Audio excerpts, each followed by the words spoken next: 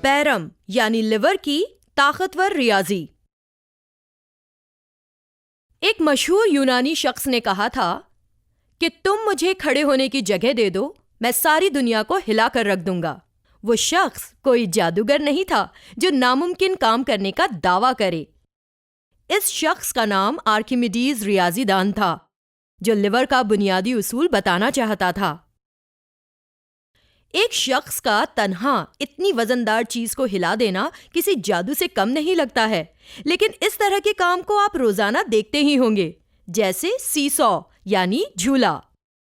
فرض کیجئے کہ آپ اور آپ کا کوئی دوست اس پر بیٹھے ہوئے ہوں۔ اگر آپ دونوں کا وزن تقریباً برابر ہو تو آپ آسانی کے ساتھ اس پر جھول سکتے ہیں، اور اگر آپ کے دوست کا وزن آپ سے زیادہ ہو پھر آپ اوپر ہی رہ جائیں گے۔ لیکن اس کا علاج بھی آپ کو معلوم ہے۔ بیٹھے بیٹھے سی سو یعنی جھولے پر تھوڑا سا پیچھے ہٹ جائیے تو پھر آپ نیچے آ جاؤ گے۔ ایسا کرنا آپ کو بہت معمولی اور آسان معلوم ہوتا ہے، لیکن حقیقت میں آپ لیور کی وجہ سے ایسی وزندار چیز کو اٹھا رہے ہیں جو لیور کے بغیر اس طرح نہیں اٹھ سکتی ہے۔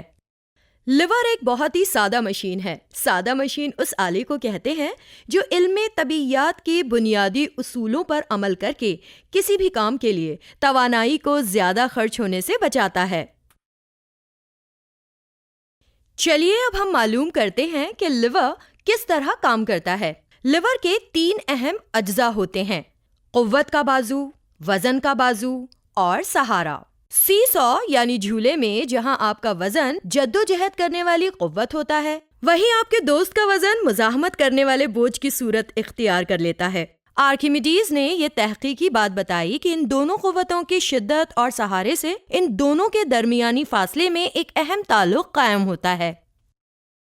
لیور اسی وقت متوازن ہوتا ہے جب قوت کا معیار اثر بوجھ کے معیار اثر کے مساوی ہو۔ لیور کسی بھی وزن کو اٹھانے میں استعمال ہونے والی قوت کو کم نہیں کرتا، مگر اس کے استعمال سے فائدہ ضرور ہوتا ہے۔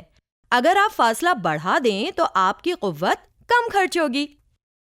کسی بھی چیز کو راست اٹھانے کے مقابلے میں لیور کا استعمال ہمارے کام کو آسان بنا دیتا ہے، کیونکہ لیور کسی بھی چیز کے وزن کو قوت کے بازو اور وزن کے بازو کے درمیان تقسیم کر دیتا ہے۔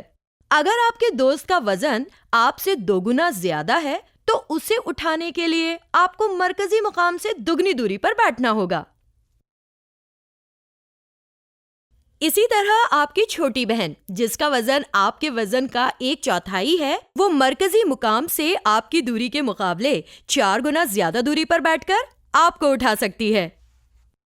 سی سو تو مزیدار ہوتا ہے۔ اس کے علاوہ لیور کو کئی حیرت انگیز طریقوں سے استعمال کیا جا سکتا ہے۔ لیور ایک سادہ مشین ہونے کے باوجود بڑے بڑے کام انجام دے سکتا ہے۔ لیور اور دیگر سادہ مشینیں ہمارے اطراف مختلف اوزار کی شکلوں میں موجود ہوتے ہیں، جنہیں ہم مختلف ضروریات کو پورا کرنے یا کام کو آسان کرنے کے لیے استعمال کرتے ہیں۔ اسی لیے ان مشینوں میں پوشیدہ ریاضی کے اصولوں کے دم پر ہی تو یہ پوری دنیا چلتی ہے۔